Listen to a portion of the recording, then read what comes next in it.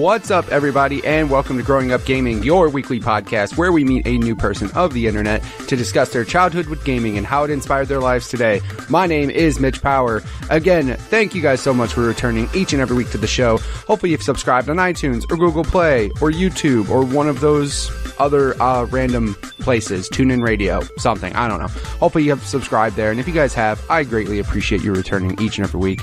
This week on the show, we have our guest. His name is Joel Brooks. I met this man actually through Luke Lore's Mixer. It's just, you know, he's always there and everything, so he's one of the chat mods there and everything. So I met him there, asked if he wanted to be on the show, and he was very nice enough to lend me his time to be on the show. So you get to hear all of his stories about how he hustled his dad's friends and made them all look stupid, and you'll find out what I'm talking about later in the episode. If you guys want to be on the show just like he was, go ahead and send me a tweet at MitchPower1116 on Twitter, or at the podcast Twitter page, which is at GUG Podcast on Twitter. Without further ado, let's get things started with Joel Brooks.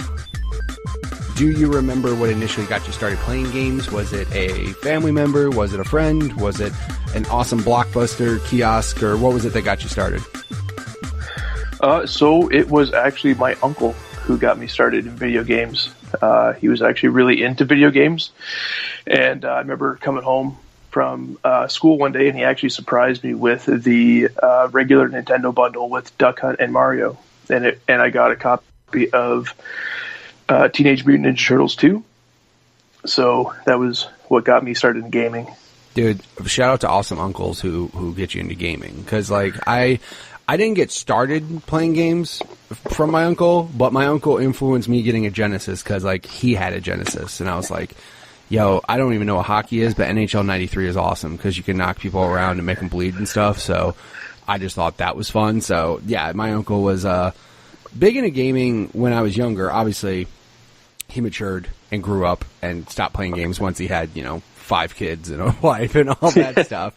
But no, I mean, that's really cool and everything. Do you remember, like, seeing, like, did you remember playing with your uncle and then your uncle was like, oh, I'm going to be that cool uncle and get him his own? So actually, I don't actually remember playing the regular Nintendo with him. The system I actually remember playing with him the most is his Sega Saturn. And we used to play Virtual Fighter all the time on that. So that was the memory that I remember playing with him most on. Yeah, I remember. It's so bad because, like, Virtual Fighter now, you go back and look at it and you're like, ugh. Oh, dude, when it first came out, it was awesome. It was the shit, right? Yeah. It was like, look at this. And then the sidestepping, like the 3D space, like the little, like, side steps and stuff. God. And then, like, for some reason, you jumped way slow. Like, you floated in the air. It was just so weird. Yeah, but you felt like a brick. Oh, yeah. Absolutely. Yeah. It's just Virtual Fighter, man. Like, I remember the whole, like, Sega with that whole Virtua series. Fighting, racing. Like, they tried to make you think that this is the future of 3D graphics. And like I said, now it's just, ugh. You go back and look at it, man. It's rough. I mean, the racing games you can't really fuck up, right? Like, I mean... No. Those Daytona games still hold up pretty good. Yes, they're old, but they still hold up pretty good. Yeah, absolutely. I mean, that's what I'm saying. I'm just thinking back because, like, racing games for the most part, it's really hard to screw up a racing game. Like, I don't think you can. Yeah, you really can't. I mean, there's just variations of the games and stuff. I mean, there's, the straight up racers, your Sims, and then there's the arcade games, and then there's your Mario Kart style games. I remember, like, the Destruction, like, Twisted Metal style games, just like Destruction games. Those were always fun. I remember one game in particular. It was called Rogue Trip. It was on PlayStation 1, and it was kind of a weird, like, Twisted Metal style game. I'm sure if I played it now, I'd be like, what the hell is wrong with me? Why did I think this was good? But, of course, when you're a kid, anything with flashing colors in front of your face is pretty fun. So... can't really hate on that much. So did you ever have any, like, brothers and sisters growing up? Like, did you have anybody that would really play a lot of games with you? Mostly, I had younger sisters, so they were always off doing their own thing. But I remember the one system we actually did play together on was the Nintendo 64, and it was actually my youngest sister who would play Mario Kart with me all the time. And, like, I wouldn't take it easy on her either, so I would just beat her so horribly every time, but she would always stick with it and want to keep on playing it, so I was pretty impressed with that. But yeah, that's the only system that I ever got to play with my siblings on, because other than that, they just really had no interest. I think it was around that generation in general that, like, especially 64, like 4 control ports, like that system made people who didn't give a shit about games play games. Like that really encouraged that couch co-op stuff. I mean, also too, very cool of your sister not to just give up, even though you were stomping her ass in over and over. Like, that's very nice of her. I mean, some people, like, I've told this story before, but like, I played my sister one day got bored and said, "Hey, I want to play Pokemon cards with you." And I was like, "Sure." And I showed her how to play, and then I proceeded to whoop her ass over and over and over.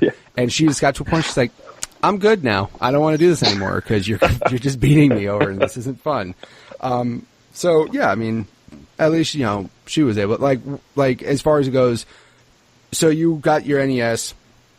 You had Turtles 2, which that was the actual arcade game, correct? That was like the good Turtles game, not that. Yeah, it was the good. Yeah, not that first real bad one. Like, I'm sorry, that first one is just not fun, and it's just it's not good. The second one was I actually played the first one after I played the second one, and I was like, "What is this trash?" Yeah, like my cousin's like, "Oh, dude, I got Ninja Turtles on NES." I'm like, "Oh, cool, we'll play." Like, so I went over there for a sleepover, and I was like, "What is this trash game that you like? This isn't the Turtles. What are you talking about? This is garbage with like top down turtles running around the street, getting ran over by Foot Clan and stuff. Like, this is not." Yeah, it's not Turtles. It's so odd because, you know, again, like back then with the licenses, because, you know, it sounds bad, but like most of the arcade stuff was awesome. You know, like you had your Turtles arcade, you had Simpsons, you had X-Men, you had those types of licenses back then on those just side scroller beat 'em ups. You know what I mean? That's essentially what they were, but they were so well done on arcade. And then some of the licensed games you were getting on the home consoles were just hot trash. Like, you know, go look at like some of the Simpsons games on NES. They're either ridiculously hard, unfair, or not fun, or all of the above. The very first Turtles game is just not good. And then again, I love how like some of the games out there, the name of the game was blah blah blah, the arcade game, because we're trying to tell you, hey, we're sorry, here's the actual game you want on this system. Yeah. So, I mean, at least your uncle was cool enough to get you Mario, and then, you know, the good Turtles game, because he could have gotten you the bad one, but well, he was in the know, so I was pretty happy about that. Yeah, exactly. He knew what was up. He was like, all right, I'm gonna make sure I get him the good one. Same thing with my uncle. Like, my uncle, I remember, got me X-Men for Genesis, which, real fast, that game is awesome. Like, those are actually really fun games. The first one's a little weird, like, because they're like, you had so much limit on your powers, so like Cyclops couldn't shoot after a while, and I'm like, that shit doesn't happen in the cartoon. Like, I didn't. Last time I checked, like, you don't need to recharge your mutant powers. The hell is this about? And then the second one, like X-Men Clone Wars, was awesome. I remember it was the very first game that threw me off because it had a cold open. Like, it just like, you know, usually you had like the Sega and all that stuff, and this was just like, nope, here's your game, and you just got dropped into the game, and you're like, whoa. Like, where's all the Sega and, like, logos and start menus and all that? Where's all that shit? It wasn't there. It just threw you into the game, like, the moment you turned it on. And I thought that was really awesome because, again, there was just weird things that some games were doing like that. So, I always thought that was fun. I don't know if it's because of, like, memory or whatever, but yeah. Yeah, I mean, I'm trying to think because, like, there were some games out there that did weird shit. I mean, obviously, the one I remember, that was just like, it wasn't necessarily weird. I mean, you always had certain things, like Sega specifically had, you know, the Sega logo, right? But then there was some where characters were around the Sega logo, or there was different things going on with it, or it was in different backdrops. Like, you know, people were screwing around with that. But then there was like the cold open of that game just having nothing. Just like, boom, you're in the game. That's it. Like, you hit the power button and you're just in the game. It's just really strange. But then, of course, like, I love later on down the road how games started messing with you in other ways. Like, you know, you think of like Metal Gear, where it was reading your memory card, which was fucking crazy to think about. You know, they're having to switch the controller ports for Psycho Mantis. You know, that's up. But then Eternal Darkness, I think, is the ultimate like mind fuck with you. Like, all of a sudden there's like a fly on your screen that it made it look like there was a fly on your screen. It wasn't. all of a sudden you would just see shit happening. It would all of a sudden say wrong input or power off or couldn't find your save. Like, you're like, what the fuck is going on? Like, it was literally going to make you go crazy. So, you know, I like the games though that throw that around. I know it sucks because I don't play games as much on computer on Steam and shit, but I know there's games like that just completely mess with you. And more people should start doing that. It'd be really cool to see all that stuff.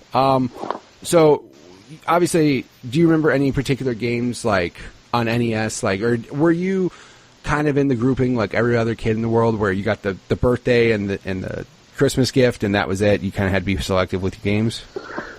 No, so I was actually pretty fortunate where, like, my uncle, I would get passed down from him, but then also to one of my dad's best friends owned a pawn shop in town. Oh, so shit. I would always get like people come in and pawn their stuff or whatever. So he'd be like, hey, they didn't come back for their stuff. Do you want to take a look? Right. Or, hey, we got this new game that is just out. Somebody pawned. Do you want to have it? Because they can't get it back for 3 weeks or whatever it is. Right. So wow, I got a good dude, that's like games. I was gonna say, dude, that's a solid hookup right there, man. Like, yeah, it was good. Like, I always had drawers full of games. That's awesome. Yeah, like, I mean, I always envied the kids who had 20 NES games. You're like, oh my god, you must be rich. You know, because I didn't grow up with that much money.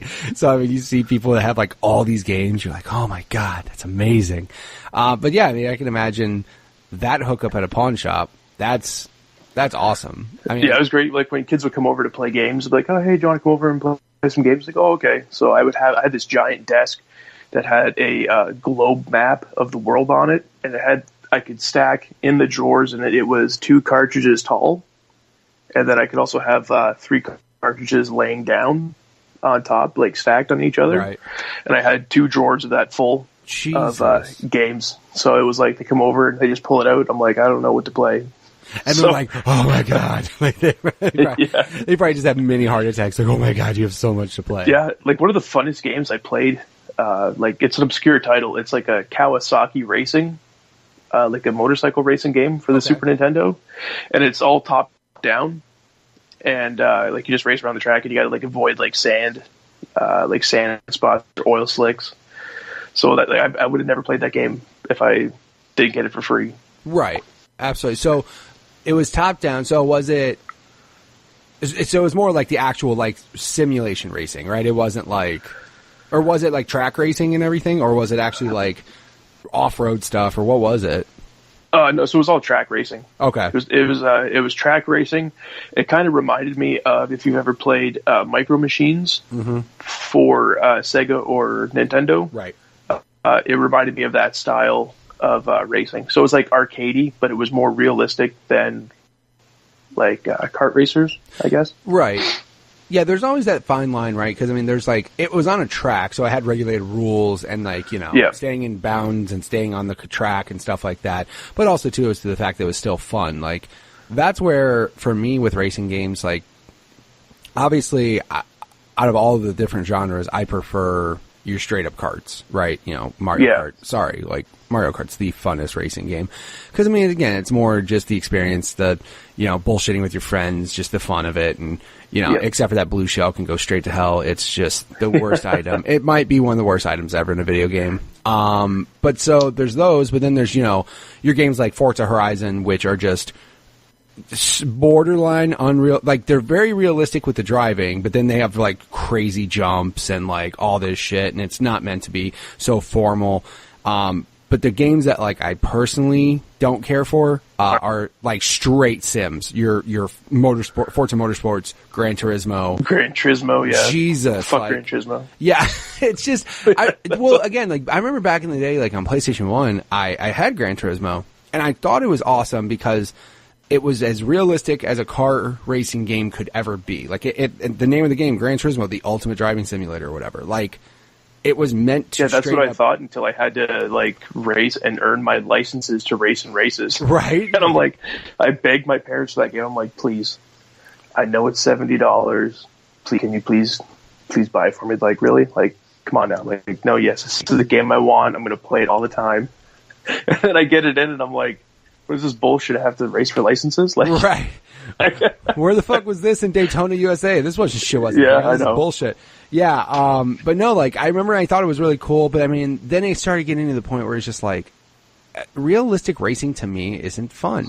Now, No. I know people who actually race cars in real life who would die for motorsport. Like Forza Motorsport, they absolutely love it because they are gearheads and they know their shit, and it is as realistic as it can possibly get. Like, they're the ones who are tweaking like gears on a transmission to do this and this, and I'm like, none of that shit sounds fun. Like, No, not at all. not at all.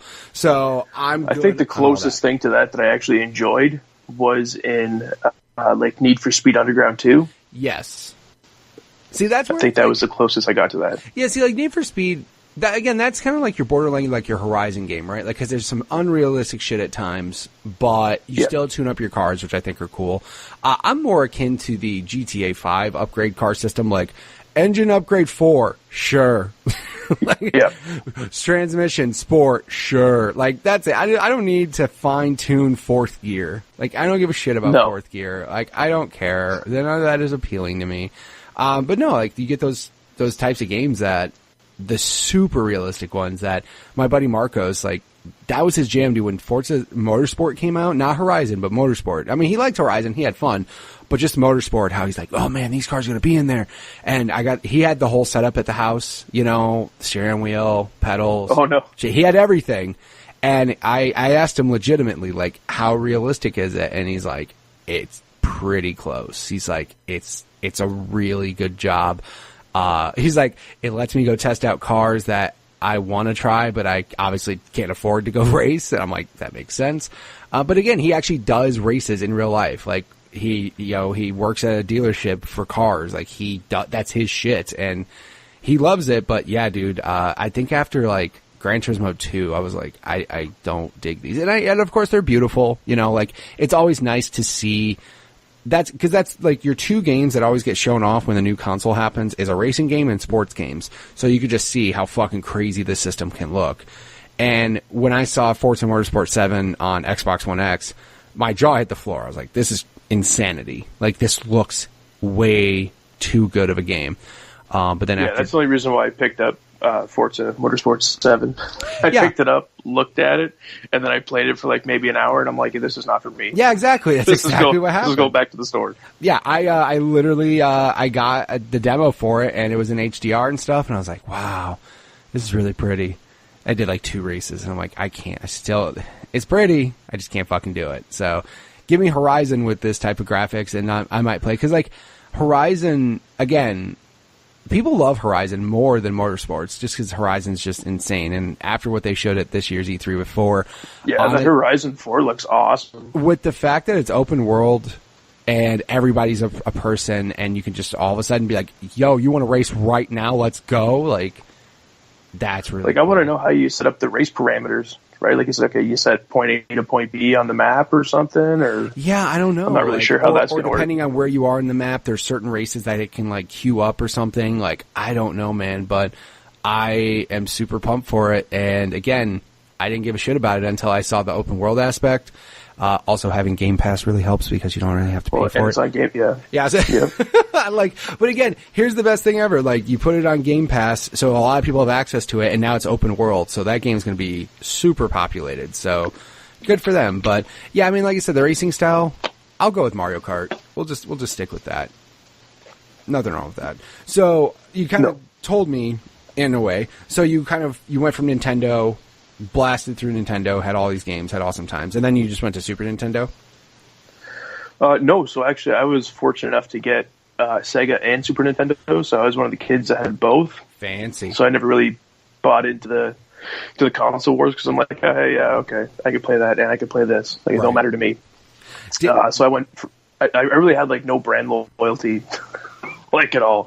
It was just, oh, okay, that has a cool game. I would go play it on that.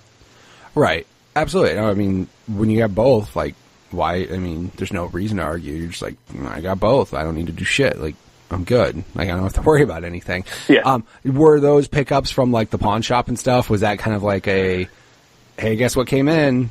You want to pick this up? No, it was like birthday. Oh, It was like birthday, or at that point when I got the Genesis as well, it was my uncle had moved on to a Jaguar. Wow. Like the Atari Jaguar. Right. So he had moved on, and he gave me his Genesis. That's awesome. So I got that, yeah. So, and then from there, it was the 64. And then it was, I picked up a PlayStation. I had one of those too. Damn. And so, then, yeah, you just had both of everything, it sounds like. Like, you just kind of, like, carried on. Yeah, like, the only one I didn't pick up was the Xbox, just because it was too much for my, I was like, my parents were like, all right, well, you go to school, you don't have to get a job, you just make sure you go to school, that's what your focus is. Right. So they're like, well, I can't really get you a, $700 console for the Xbox, so I kind of skipped out on that, but I had friends who had it, so I was able to go play the exclusives on that. But usually every console generation, I usually have like all the consoles.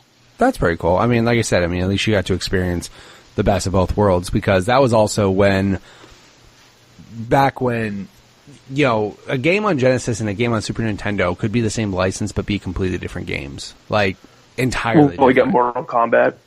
Yeah, there was Mortal Kombat, like, obviously the Genesis version of Mortal Kombat was better because it had blood. Like, Yep. Come on. Like, it was just better. I found the sports games were a lot better on the Genesis as well. Yeah, like they had I won't say a slightly bigger variety, but Nintendo didn't do their own sports line. You know what I mean? Like, they didn't have their own NFL game, their own any of that stuff until later on. Like, they started doing. Well, actually, I'm trying to think, because they had Quarterback Club, but I don't remember if that was on Super Nintendo or not. I remember that being on 64, but yeah, Sega like definitely was more into the sports, and of course EA was just pumping out sports games left and right and shit.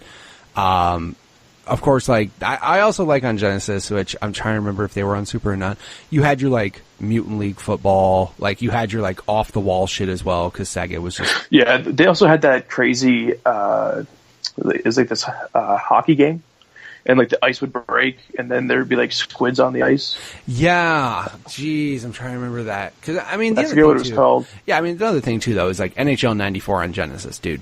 Come on. Like, again, like, my uncle had the game, and I didn't even know the rules of hockey. Like, all I knew is that puck's supposed to go in that goal. That's it. I didn't know what the penalties were. I didn't know what the rules were. I also just knew you could check somebody hard as shit, and then sometimes knock them down, and they'd be bleeding out of their head. And as a young kid, I was just like, well, that's really fun. Like, and that's all I would do. I would just try to check every single person on the ice. I was just the goon. I would just switch to a player, check somebody, switch to a different player, check somebody. I was just like, I just want to check. And I was like, scoring, who gives a shit? I just wanted to hurt people in the game. So, again, I was just a dumb kid who didn't realize how awesome hockey was until much later in life. But, yeah, like. So I had two Sega Genesis controllers, and one of them, the C button wouldn't work. And that was the shoot button, I believe. Right. So I used to hustle my dad's friends when they come over to the house. Oh, I'd be playing NHL 93. And my dad's like, oh, I bet you can't beat him. He's pretty good at this game. So I'd give him the busted controller so they could only pass. and then I go up like 5-0 on him, and they're starting to get real mad. And my dad's like just egging him on, like, come on, man, he's just a kid. You can't beat him at a video game. Like, what's wrong with you? Just a hustle, man. Just like, oh yeah, and it's like a pool shark. Like, I don't know, man. I'm not that good. You want to play? I'll bet you some like $10, and then you just smoke the shit out of them. Like, it was so. They used to get so mad. Oh yeah, that's awesome. The best thing too is also again, like, you always had that busted controller that obviously you didn't play with. Like, you're like, nah, no, you that was for the guests. Me? Yeah, you play with guests. Like, guests get to play with this busted controller. So, did you ever have any of the like 6-button controllers for the Genesis? Yeah, I think it was like the XY, XX, or XZ or whatever it was. Yeah, it was like ABC, XYZ, like, and yeah, dude, that was the ultimate shit for Mortal Kombat. Oh, that was the greatest. Oh yeah, Street Fighter 2, that was really good for Street Fighter. Yeah, I remember, like, and that's the other thing that I thought was weird too, is like, I don't know if there was some sort of marketing behind this, but like, obviously Mortal Kombat on Genesis, obviously superior. obviously. Like, it had blood. It had all the shit. Like, it was obviously superior. But then, like, Street Fighter had, like, way more versions, I thought, on Super Nintendo than it did Genesis. Like, I think they only had the first one. And then Super Nintendo got, like, the Tournament Edition. Yeah, there was, like, Turbo. It felt like there was, like, 9 versions on friggin' Genesis, or on Super Nintendo. And, like, on Genesis, there was, like, 1 or 2, maybe. Like, I just felt like maybe they... I don't want to say they got a... You know, because it's just like same thing, like, oh, you guys got this company, we're going to get this company. And, you know, companies still do that to this day. But I didn't know if that was the fact of, like, Nintendo was just like, shit, Mortal Kombat's got blood and all that on Genesis. We got to have a better fighting game. And then they just got a deal like, hey, Capcom, you want to make all these awesome versions of Street Fighter for Super and not for Genesis? Like, I wonder if that was a deal back then. I mean, I can imagine, because that was Nintendo's mentality back then, right? They were just like, all right, well, if you're going to do it our way, this is what's going to happen. If not... Yeah, which, to be honest, what are you going to do? I mean, in a way, Nintendo's still kind of that way. They're kind of just like, oh, you don't like the way we do online? Oh, well, you still do it. Oh, you don't like how many, you know, we're stopping manufacturing on the or the NES Classic? Oh, well, guess what? We're still going to just not do it because we don't care. And then eventually they're like, no, we're sorry. We're stupid. We'll do this. Or it's, hey, if you want voice chat, you have to use our app. Oh, what? Epic can unlock voice chat on the Switch with using headphone jacks. Yeah, right, exactly. Like, oh, you mean you guys want all those amiibos? You know, the amiibos that are just selling on eBay for hundreds of dollars. You want to pay them instead of us? That's okay. Yeah, we don't want money. We'll just make sure you can do that. It's the stupidest shit I've like. My brother-in-law tells me all the time he loves Nintendo so much, and Nintendo tends to just do stupid shit with their limited edition consoles. Where I get it, they're very limited edition, but they're to a point where they do not give a shit about supply and demand. Like, if, say, they have an initial run of pre-orders and they fill out fast, you'd imagine Nintendo would be like, hey, we could try to make some more and sell some more of these. Nah, they don't give a shit, dude. They're just like, nope. This is the amount of amiibos that are coming out. This is the amount of this. I think it was like a special edition Fire Emblem that my brother-in-law got super pissed off about, because, like, they put it out. They put it out for, like, a pre-order, and it was done in 5 minutes, and they straight did not do any more. Like, they're just like, no, we're good. And he was pissed because he's just like, now it's going to be on eBay for 3 times as much, and I'd rather give Nintendo my money instead of these assholes on eBay. And I'm just like, yeah, I don't know if my brother-in-law, I don't think he came up with it, but he used to say, oh, that amiibo is going to be eBay exclusive. I'm like, all right, that's really funny. Like, it's pretty much true. Like, it's my pretty much room true. is completely Nintendo. I love them to death, but it's like I'm in an abusive relationship with them. Yeah, they just want to. Like, yeah, they don't. They're not going to hurt me again. They're gonna smack you with something. They're just gonna be like, guess what? You'll like it, and you're sticking around, and you're like, I know. And you just cried in the corner and shit. I'll never leave you. I'm so sorry. I won't tell on you. I'll just shut up. I won't say a bad word on Twitter. I swear. Yeah, that's exactly what happens. No, I mean, it sucks though too, because in the same way with the limited edition stuff, like, there's a fine line of limited edition stuff, right? So there's a fine line of, like, it can't be too expensive or else people won't buy it. It can't be too cheap because then everybody won't want to buy it and it's not really quote unquote limited edition or rare. You have to make so many of them to make people happy, but not too few to piss everybody off. Like, there's always that fine line, and I think Nintendo's just on the line of, we don't give a shit, we're going to make 12 of them, and they're going to go up on pre-order at 2 a.m. on a Thursday, and I hope you're happy. Like, that's the only... And, like, other companies like Microsoft are the exact opposite, where they make so many of the limited edition or special edition versions that 6 months later they're on sale for $50, and you're like, fuck, I could have just waited.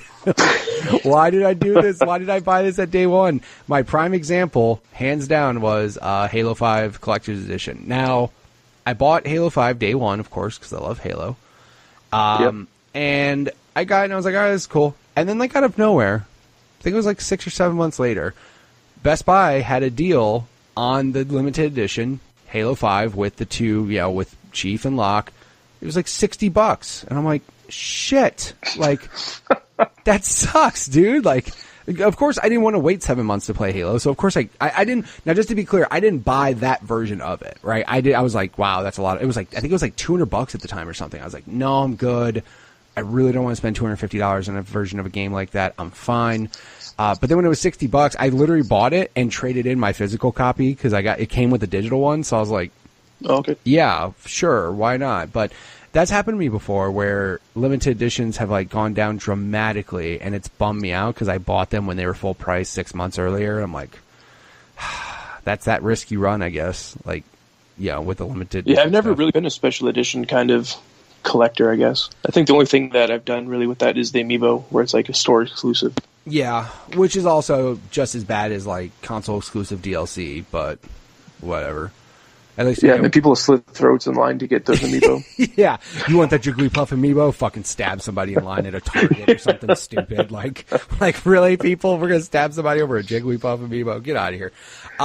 Yeah, to be honest, I have a couple of them, but only on franchises I really truly care about: Gears of War, Halo, Kingdom Hearts. That's it. Any other like crazy $200? I almost did Titanfall.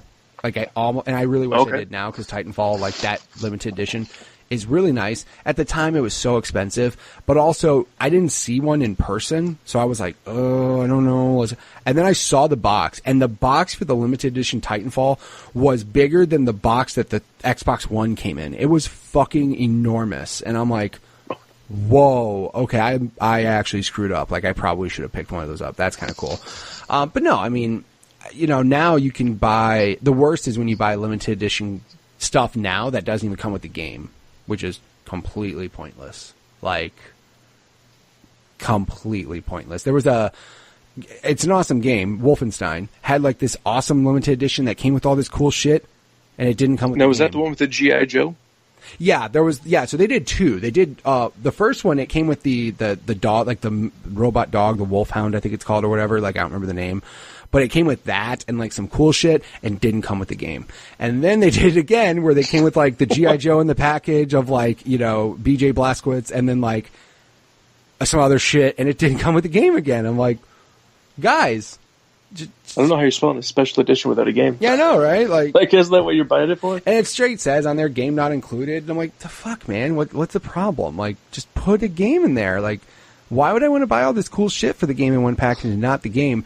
Where I'm really screwed up on, and I'm debating left, right, up, and down, is Kingdom Hearts 3, which, by the way, is not coming out. It's never coming out. However, on Square's website, they have a limited edition that's Square Enix website only, store exclusive. That is the game, the deluxe version of the game, steelbook, blah, blah, blah, blah. But it comes with 3 figures that are like exclusive to that. And it's them in the Toy Story world, and they look really fucking cool. And I'm like, yeah, that looks awesome. And it's like $250. And I'm like, oh my God. Like, did you see the Fallout 76 special edition? Yes, where you get a helmet you can put on. That's pretty cool. Yeah. Like, again, we got tricked though. Remember Halo 3, man, came with a helmet. Everybody's like, I'm gonna get that and put it on, and then that shit fit on your cat's head, and it didn't fit on yours. So this one they actually said is wearable. But here's the thing: define wearable. Is it going to be wearable for my gigantic head? Is it going to be wearable for my 12-year-old son? Like, who's going to be able to wear it? Because it's not a baseball cap where it's got snapbacks. Like, what are you going to do with that thing? I don't know how that fits. Yeah. I want to see somebody get it stuck on their head. We'll just watch YouTube for the first week. Just put out Fallout 76 unboxings, and then like shortly after, my head got stuck, and then there's a lawsuit to Bethesda. There's probably a ton of legal paperwork in there. Do not force on your head if it feels tight. Do not do this. Like, there's probably just a stack of like, you have to sign a waiver when you order one. Just weird shit like that. But yeah, the Pip-Boy thing was cool. I thought it was cool, but also I was like, I don't like Fallout that much to get one of these. I thought it was cool that they had an app though, where you could put your phone in there. But again, you run the risk of like, there's 700 different phone models out there. Is the screen going to look good in there? That's what I worry about when you use like wearable helmet. It's like, cool, for what size head? I think my favorite special edition had to be the Halo Reach special edition when it came with the statue. Yes, that was awesome. Like that bust of like that detailed statue of like the whole team was super awesome. Like that was definitely a good one. I have like a couple of them. I think my favorite one that I have, let me rephrase that. Favorite one that I have that I've opened, because I have one that I have that I haven't opened. I'll explain it. Kingdom Hearts, same thing. Square Enix website, they had a 1.5 and 2.5 bundle, and it came with like an art book, and it came with a stuffed like Heartless figure and all that stuff. It was exclusive to the store. I bought it, and I kept it sealed. I was like, this is exclusive to the Square store. This will be a hard to find item. I think I paid $150 or $200 for it, and now it's worth like $300 or $400. So yeah, nice. Yeah, exactly. Again, one of those items where that was that balance of like not too expensive, not too cheap, not too many of them were made, but enough to make people happy, and now it's worth money. Like, yeah, I'm fine with that. But the one I have that I actually really like that I've opened is Amazon had an exclusive Gears of War 4 one that had JD Phoenix on this motorcycle. And it is the most, I mean, it's probably over a foot long. It's already like 15, 16 inches long. It is detailed as hell. Like, it is so detailed. And then it lights up. Like, it has batteries in it. You light it up, and like his armor and his motorcycle light up. And I'm like, all right, that shit's really cool. Again, I got burned on that though, because I bought it, and then 6 months later, 7 months later, it got down to like $80, and I paid like $200 for it. And I'm like, shit. Shit. Why does it do this? So when will I learn?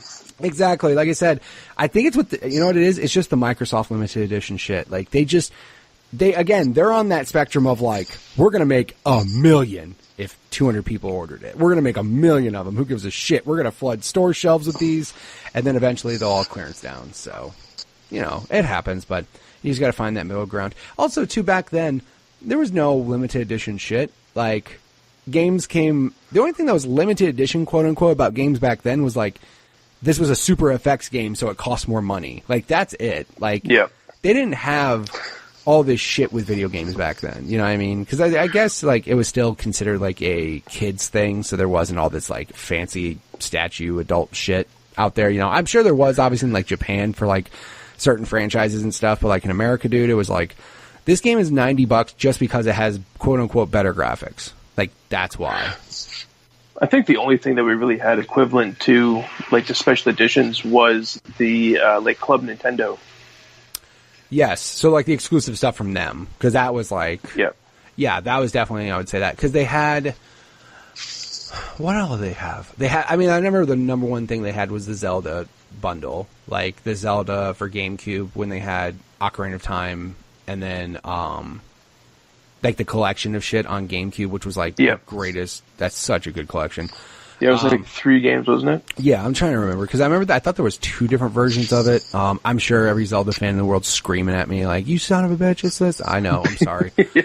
But no, like, they had that stuff. I think they had special edition controllers as well, if I remember correctly. Like, they had limited edition controllers and stuff. Yeah, I thought they did something with Pokemon Stadium. I'm pretty sure they did. I'm a sucker, by the way, for limited edition controllers. Like, I only give a shit about the franchises I like, but I'm staring right now at 7 Xbox controllers that are limited edition that are just in the box. Like, I bought them. I'm like, that's cool. And I just kept them there.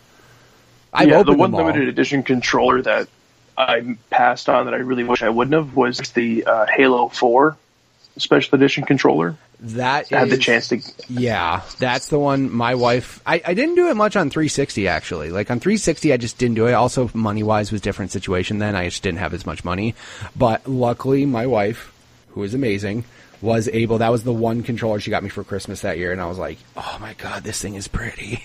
Like, yeah, it looks so good. And it had the rotating D-pad and stuff. Like, it had, back in the day, that transforming D-pad, even though the D-pad on the 360 is still trash... It does not matter. Yep. That thing is garbage.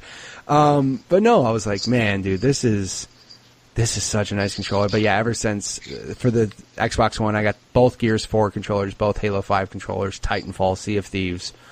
Yeah, like Microsoft does such a good job. And again, it's like I can't do the consoles for some reason. The consoles throw me off because I like the fact that all the consoles I have are all black.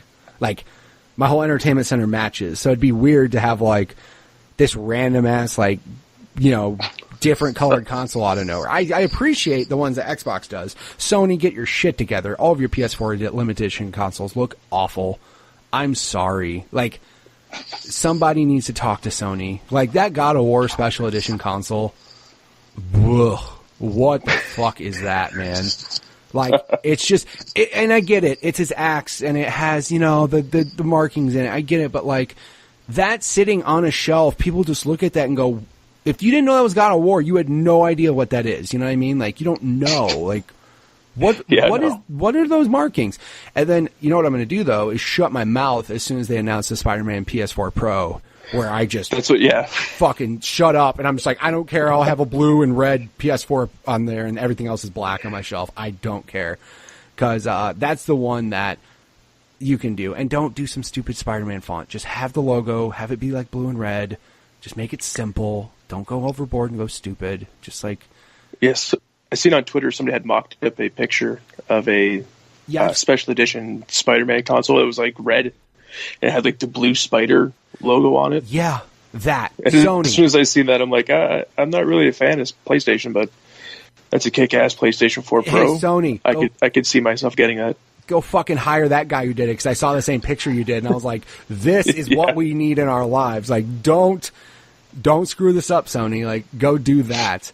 Microsoft, like, they put a lot of care into their limited edition consoles. They don't just throw a skin on there and go, here you go. Like, the Gears, especially the Gears controllers, like how they had the laser etched grooves from the claw marks. Like, nobody else does that shit, and it looks so cool. And the best looking one, honestly, is the Minecraft Xbox One S. Now that's the one with like it actually looks like pieces of dirt and stuff. Yeah, it's got like the dirt. On the bottom though of it, it's lit up and it has like the redstone on there. It's fucking gorgeous. Oh really? It's gorgeous, nice. And I'm like. That or the R2-D2 Xbox for the 360, like the little noises it made when you open it up, and then there was the message, "Help me, Obi-Wan Kenobi, you're my only hope." I'm like, oh, God, you guys did a good job with this one too. But, see, now didn't they do the same thing with the Halo special edition console? Yeah, and that's the cool thing too with all the Xbox ones is they do all the noises. Which actually, that's funny is I love Gears of War, but the Gears of War 4 Xbox One S made the worst noise I've ever heard in my life, so I didn't buy it because I could not justify hearing that every fucking time I ejected a disc. It's the worst noise you'll ever hear us. Like, you would think if the system made that noise, it was breaking. Like, it doesn't sound good. Like, it's so bad. I'm going to send you the link as soon as we're done. It's atrocious. Oh, okay. It's so bad. But no, the Halo one's good. Like, it makes all the Halo noises. One of them was, like a plasma grenade going off. One of them was just the whole, all that. No, like they do a really good job with them. Some of the Call of Duty ones before would do the bing, like, the noise of like the night vision goggles coming on and off and stuff. Yeah. They do a really good job. And then Sony just puts camo on a console and says it's Call of Duty World War II. They don't give a shit. They're just like, here you go. Here's camo. Same thing with like when they did the Uncharted one. It's like blue and a picture of Nathan Drake. And I'm like, okay, I guess like you could do some like artifacts. Like if he was like in a cave or something looking at some like ancient walls or shit, you could do something like that perhaps. Nah, you just have a picture of Nathan Drake from the cover. Like, I guess, dude. Just somebody in the factory doing decoupage on the consoles. Right. They're just like, seriously, it's just so ridiculous. I'm like, guys, put a little bit of effort into your consoles. Like example, the Kingdom, like, and again, huge Kingdom Hearts fan, right? They have a Kingdom Hearts 3 PS4 Pro that's coming out. That's just ugly. And I saw it, and I just, as soon as I saw it at E3, I messaged my buddies. I'm like, the fuck are they doing to me, man? Like, this could have been so good. It could have been so much better if you just I guarantee you, if you just went into like a Kingdom Hearts subreddit and had a Photoshop contest, there would be people that would make better versions than what Sony just did. I'm like, guys, get your shit together, man. This just does not look good. It doesn't represent Kingdom Hearts. It doesn't like convey that. It doesn't look nice. It just, I don't know. But no, for real though, whoever made that Spider-Man PS4, send that shit to Sony and just get paid. Just, you don't have to have some idiot ruin this. Just use my design, pay me something small. I don't care. Give me one for free. Like, just do that. Just hit the artist who did that. Just be like, hey, cut me a small check and give me one for free and we'll call it good. And you can just take this design because it's like, it's such a good design and I hope they do it. But of course they'll probably do something and it'll just say Spider-Man on it. Everyone will shake their head like, God, why do we do this? But Yeah, that was the other, like, I just thought about this too. Limited edition consoles. The only thing I could think of, because they revisioned consoles, right? There was like 4 versions of the Genesis. There was 2 versions of the PlayStation. 64, though, that was what was up, man. They went nuts with 64. Yeah, my favorite was the, so I had an original, like the straight up, like original one. But then my favorite was I had the, like the Atomic Purple. Yeah. One that was my jam. That was the see-through purple, correct? Yeah, the see-through purple. So I had the controller like that, but then I also had the orange see-through controller, and then also to the red. Those see-through controllers, to this day, I still love them. And I will say, Sony has a couple of them that are cool. I'll say that. They do have some see-through ones that I like. But, yeah, the see-through stuff is just cool, man. You just see the inner workings of shit. I know, like I keep on looking on Etsy for people who are selling like the Joy-Cons for the Switch that look like that. I've seen those. And they're like, I'm like, I want it so bad. I've seen the Atomic Purple ones actually. That's the ones that I've seen. Which I know. Awesome. That's what I keep. They're in my cart. I just can't bring myself to click purchase. I know, man. It's that's, by the way, shout out to Nintendo for that. Was brilliant. You make the console black. Don't do consoles, right? Don't do limited edition consoles. Period.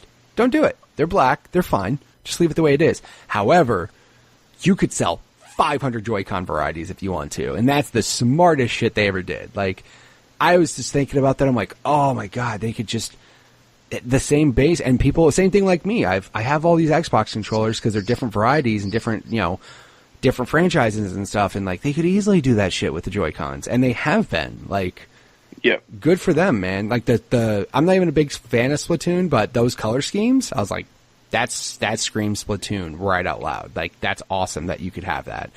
And then, yeah, the consoles with the 64, I personally never requested to own a 64. It was actually my younger sister who did, for whatever reason that Christmas she asked for one.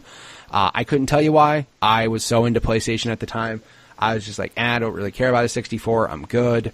And then she all of a sudden, for whatever reason, was like, I want a 64. And she actually got the Donkey Kong 64 one. It was like the see-through green one. Oh, the green, yeah. Yeah. And I was like, and by the way, that's my absolute favorite color green, that like super neon, like brightish green. I was like, dude, that's cool. I like that. So, maybe that's why I gravitate to Xbox. I don't know. I just like green. But no, they did a lot of cool stuff. And then they also had, the Pikachu one, which was just kind of ridiculous. But I mean, if you like, I never really got that one. You could, I mean, Pikachu could be put on anything and it could sell. So, I mean, they were happy. But it came with Hey You Pikachu. Who the fuck wants to play that? Like, well, who thought that was fun? Oh no, I don't have the microphone. Yeah, exactly. If you don't have the microphone, just get rid of it. Just sell it. Just find some idiot who you can sell it to who doesn't know you need a microphone for that. Yeah, no, like that was the one that, but again, at least they took risks, you know what I mean? They like actually did different molds for it instead of just like same casing but different colors. Like they actually had a different casing on it, which I thought was cool. It's always cool when like a company puts that kind of care and love into that kind of stuff. But yeah, what, like you said though, like controllers are the easy out because you can still have the same color scheme as the system or the same theme as the system, but just have the controllers. Like the see-through, yeah, dude, all the Nintendo, they had, how many colors would you think they had? Like 5? Purple, orange, red, green, blue. I think that was all of them. Maybe pink. I want to say there's like 5 or 6. Yeah, there's like 5 or 6. But again, it was awesome because at least it gave people a variety of different ways to express themselves. Also, too, I think Apple did the same thing with their Macs at the time. So they had like all these different colored casings. Like maybe that was just the era of like, express yourself with crazy neon colors. We're the 90s, blah. Like, I don't know. That was the 90s in a nutshell. Yeah, exactly. Do you want a really bright green this with a really bright blue see-through this? Yeah, I guess so, right? There you go. Welcome to get the kids there. No, I just want it all black. Yeah, just the goth emo kids. I just want all black. Color in my life. I don't want color. Give me black on black on black. Yeah. Which is exactly how I am right now, because if I look at my game shelf, like my game, all my systems are all black, and my case, my shelf, everything's all black around me, so, except for this blaring white PC case. I'm really pissed. I had an Xbox One S for a while, and then I upgraded to the X, so the S went in the other room for 4K Blu-rays. But yeah, dude, that was like the two things in my game room were my case, which is white, and my Xbox One S, which was white. Everything else, all black. And I'm just like, man, I'd be nice. And then when they announced Scorpio, was like, here's what's weird. I got it, but it's not black. It's not like a flat black. It's got like this gradient look to it, where like depending on how you look at it in the light, it's like gray, but it's still fine. Like, okay. It's a cool little color difference compared to just an actual flat black console, but whatever. But yeah, this PC case I have is still bright as shit and kind of stands out really badly, but that's okay. No big deal.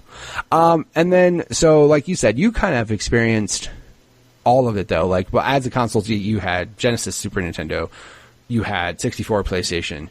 I remember you were mentioning Saturn, so you and your uncle were playing Saturn, but you probably never owned your own then. No, I never owned my own Saturn. Right, so I kind of dipped off of Sega after the Genesis, so I never went and bought like a Saturn or a Sega CD or a Dreamcast. I played those. Yeah, you mean you made correct choices. Good for you. Good job. Because like that shit, I was one of those dumb kids who had the CD, and I didn't go Saturn. Saturn was just too much. Like I just like no, I don't. I'm good with Saturn. And Dreamcast was like.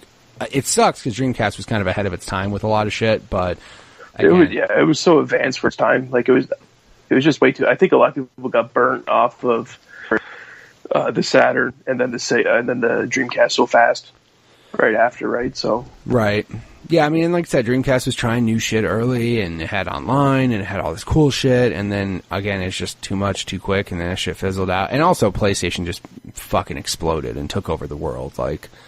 PlayStation was everything. Like that thing was everywhere. And then, so you were also mentioning later on down the road, you eventually got a PS2 and a GameCube, but never dabbled in Xbox. But you had buddies that had it and everything as well. Yeah, Xbox actually really hit me hard in like the 360 era. So I switched to all Xbox at that time. Yeah, I obviously I would say. That's where Microsoft was killing it in every way, shape, or form. That was when they were. It sucks to say, but that's when they were as cocky as Sony is now. Like they were. Straight, they could do whatever they wanted. We're Microsoft. Who gives a shit? Like we could do whatever we want. They were still doing things, trying to be nice and all, but like obviously, it's so backwards now. You know what I mean? Now it's like. Yeah. Hey, Sony straight does not give a shit, bro. Sony's like, yo, fuck your crossplay. We can do what we want with Sony. Like, we don't care. Like, and by the way, I love, like, the worst, and of course Microsoft's guilty as this as well, but just in the previous generation, that completely, like, ignorant CEO talk shit. Like, oh, well, we have plenty of people who are available to play on PlayStation. Yeah, no shit. We get that. We know. You sold like 80 million consoles. We understand. Can a brother play with somebody on a Switch? Please. Yeah, really? Like, just, please, can we do that? Like, the worst, and obviously this is going to be, talked about or whatever by then, but that whole, like, linking your PlayStation, you can't fucking play it on Switch anymore. Like, you can't carry your shit over. You can't even if you unlink it, it still won't work, which is that's insanity. Crazy. Like, what? And then even after all the outcry, it's like, well, hang on, we let you guys play with people on PC and Mac and on smartphones. Yeah, it's just that's nice.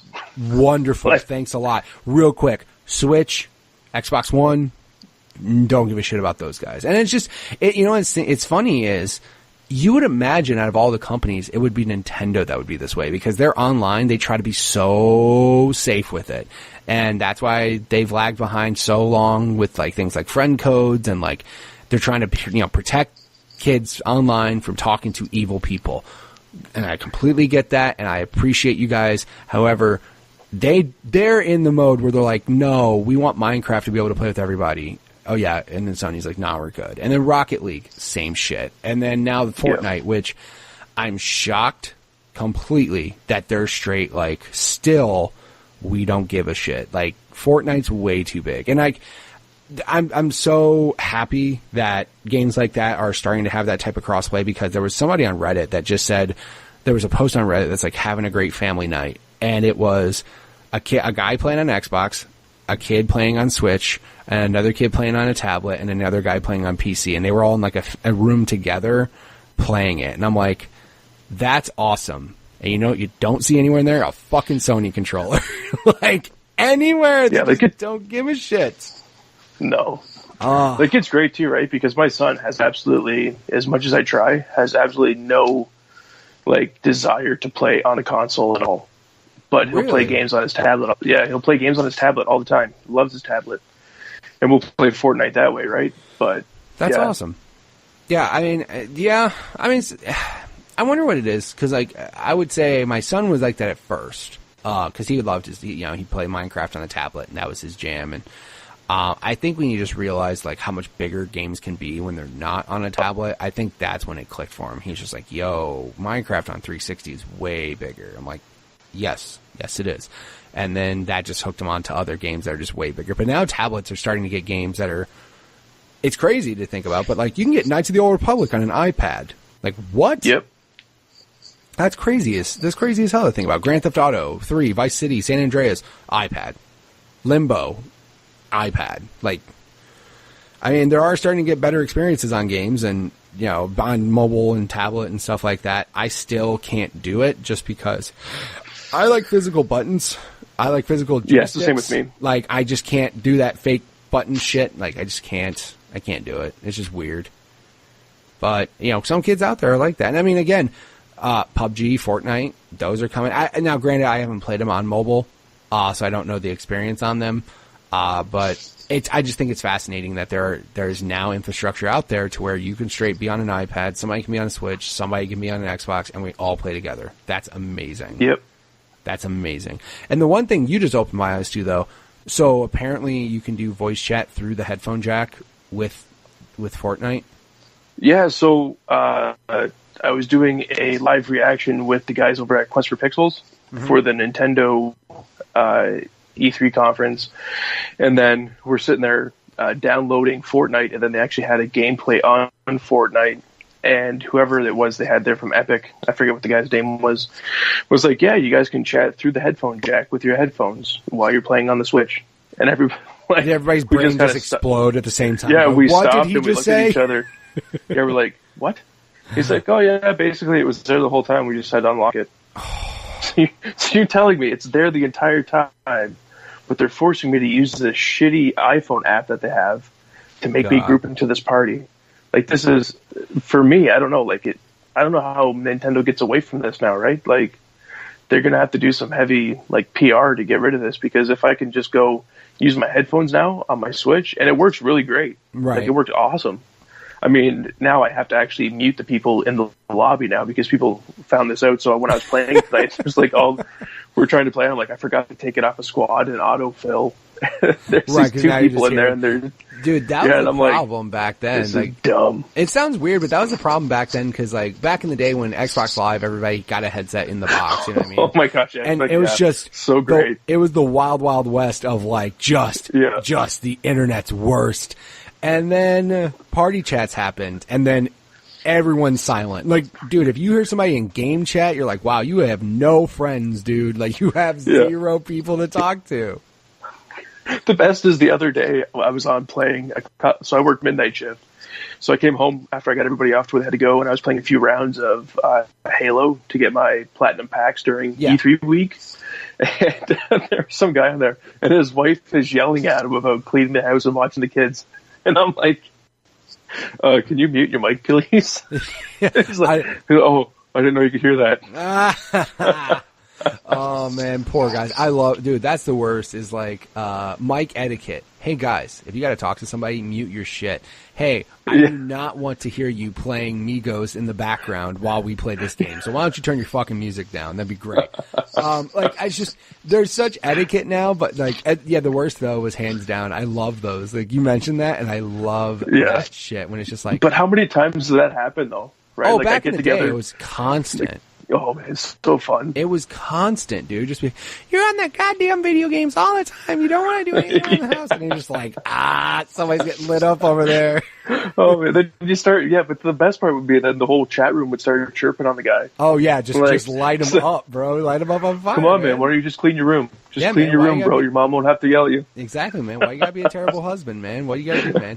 And the best is when they were on the other team losing, and you're just like, man, dude, you're probably not even that good at this game. You should probably just stop and go clean the house like your wife asked you. Oh, man. Jeez. That's awesome. Yeah, that's good stuff. But again, now you don't have to worry about this shit because everybody's got party chat where everybody, dude, that was like the best and worst invention ever because it was the best because allowing people to talk across games was incredible, right? I'm playing Madden, you're playing Skyrim, he's playing Gears. We could all talk and bullshit about our day. Amazing. But when you're playing a game online, especially when, like, if you have 2 or 3 people, but there's a team of, like, 8, like, I could talk to you 2 or 3 people, and we're squatted up, and we're really good, but fuck those other 5 people who can't hear us, right? Like, that's the only problem you run across, so... now they've gotten slightly better with an Xbox update. There's a button to, like, quick swap to the game chat. But again, even if you go there, it's just like a ghost town. Like, everybody's doing party chat. So now you get the random message of what a piece of garbage you are, which is always fun, you know. So I was playing Gears of War 4 the other night with Luke Lore. Yes. Online. Shout out to him. And, yes. I got a message from somebody on our team. We're doing, like, a horde mode. Right. And he's like, you suck so bad you should just kill yourself. Wow. I'm like, oh, so we just escalate right to that? Okay. Yeah, no, that's a jump. Wow. Maybe I should just do that. Like, I said thank you. Yeah, like, exactly. Oh, thank you. Like, the worst lately is Grand Theft Auto Online. I've been obsessed with it lately just because I took like a couple years off, didn't give a shit, came back and realized there's a million things you can do in that game now. And I've worked my way up to being that asshole in GTA now because they have a car called the Deluxo, which is basically the DeLorean. You literally fly around. Oh, nice. It has missiles. It has machine guns. And you can go from driving to flying in an instant. And no way. Yeah, no, I'm telling you, it's the greatest thing ever. But you have to, like, work up to it. It costs a lot of money. It's not, like, super easy to get unless you just buy shark cards, which is an easy way to get anything in games now, where you can just pay and get money. But, no, when you have that car, I don't know what it is, but the asshole in me just, like, comes out. I'm like, oh, I'm just going to ruin this guy's day. And I'm just flying by. Like, there's these other people that are doing missions, and I'm just like, not anymore. And I just blow up the dude, take his money, take it to my base, and I took his money, and I just get the message, hey, bro. Like, what the fuck? And I'm like, it is what it is, man. Welcome to GTA. When you got a Deluxo, you can do what the fuck you want in this game, man. You can just fly away. What are you going to do? Chase me? You can't do anything. Come on now. You just text him back, get good. Yeah, get good, fam. That's what I gotta do. Dude, like, the trash, back in the day, it was all the verbal trash talk. Now it's the text. Yeah, get the quick hands, get good, fam. Back in the day, though, you could just yell that shit at somebody and they'd hear it. Now they don't. They just don't hear it. You gotta type it out to them. It's all right. So I mean, obviously, you've kind of progressed. You are doing things now. You're playing games online now. You're doing streaming. You're helping out the great Luke Lore in his Mixer quest. So, what are your gaming habits like today? Obviously, we've talked earlier before the show started how you have kids and a family and all that jazz. So, how are your gaming habits like today now?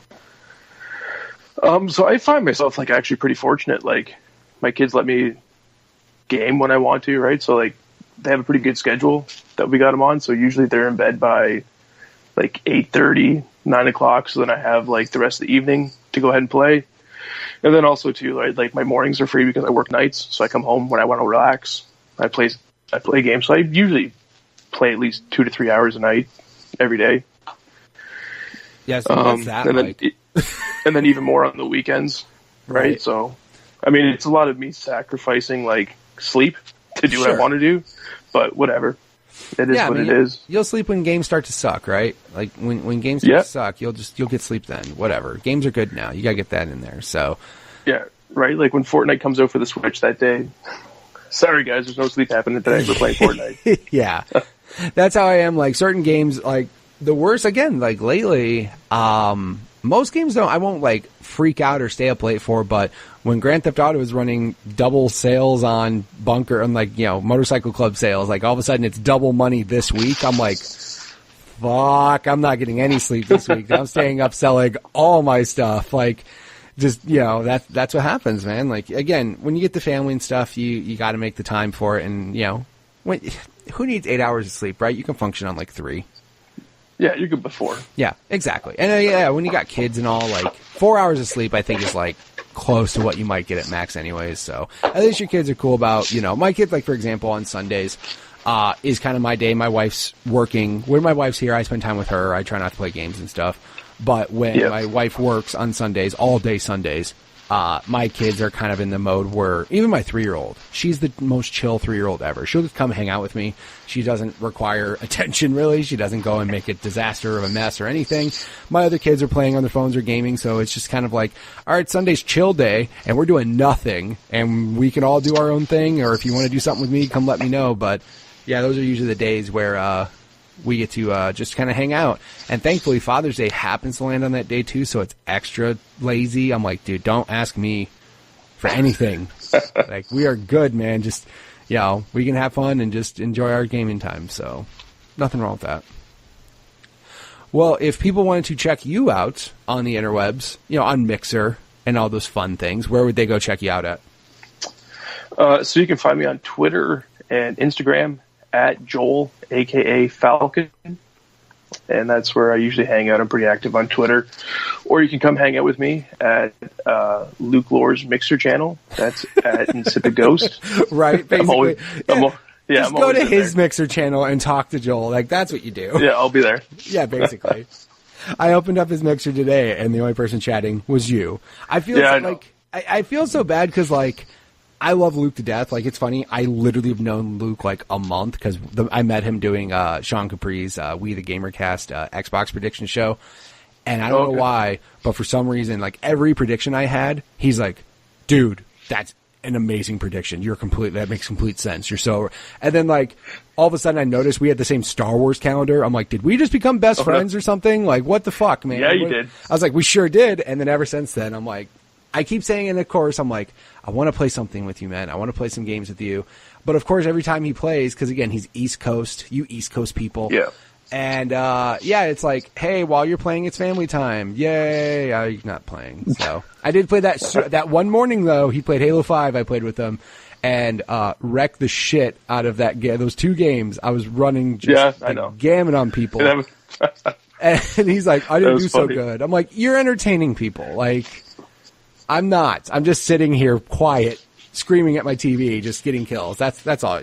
You do the entertaining part. I'll shoot everybody. Have fun with that, Luke. So, yeah, and definitely go follow him, Insipid Ghost on Mixer. Go follow that guy because he's going to get to 200 followers and then he's going to buy a Mixer jersey. So go do that. Hopefully he's there by the time this goes live in like 2 or 3 weeks or something. So we'll find out. If not, go help him out too. So, dude, thank you so much for being on the show. Thank you for sharing all of your awesome stories of hustling your dad's friends. And I do appreciate that, man. Yeah, no, thanks for having me on.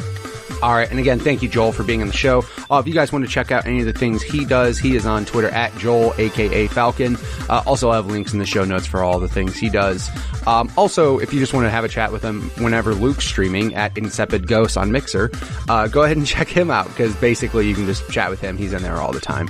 If you guys want to be on the show just like he was, go ahead and send me a tweet at MitchPower1116 on Twitter or at the podcast Twitter page, which is at GUG Podcast on Twitter. We also have a Facebook group for Growing Up Gaming, as well as a YouTube channel. Just search up GUG Podcast in the search and you'll be able to find it right away there. Feel free to leave it, subscribe, even if you don't watch the show. I guess that helps. There's some algorithms out there for like reviews and likes and subscribes, whatever. I mean, the more people that get eyes/ears on the show, the more guests we'll have and the more awesome stories we'll have to share, just like his today. So thank you guys so much for returning each and every week. I greatly appreciate it, and I'll catch you guys next week with another new episode. See ya.